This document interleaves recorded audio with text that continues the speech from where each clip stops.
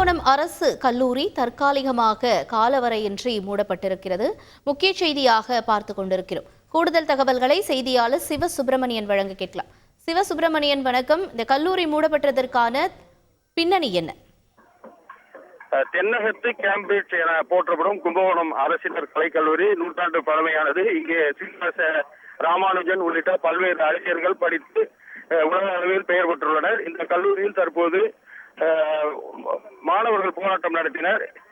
அதாவது ஒரு பேராசிரியர் ஒருவர் ஜாதிய ரீதியாக பேசியதாக கூறி இந்த மாணவர்கள் கடந்த சில நாட்களாக கல்லூரியை புறக்கணித்து போராட்டத்தில் ஈடுபட்டனர்.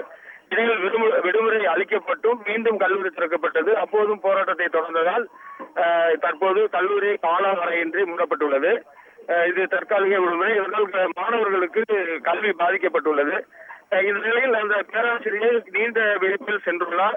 அவர் மீது கல்லூரி நிர்வாகம் துறை ரீதியாக நடவடிக்கை எடுத்துள்ளதாக கல்லூரி நிர்வாகத்தினர் தெரிவித்தனர். இந்த நிலையில் மாணவர்கள் போராட்டம் எதிரொலியாக இன்று கல்லூரிக்கு விடுமுறை விடப்பட்டு தொடர்ந்து விடுமுறை அளிக்கப்பட்டுள்ளது.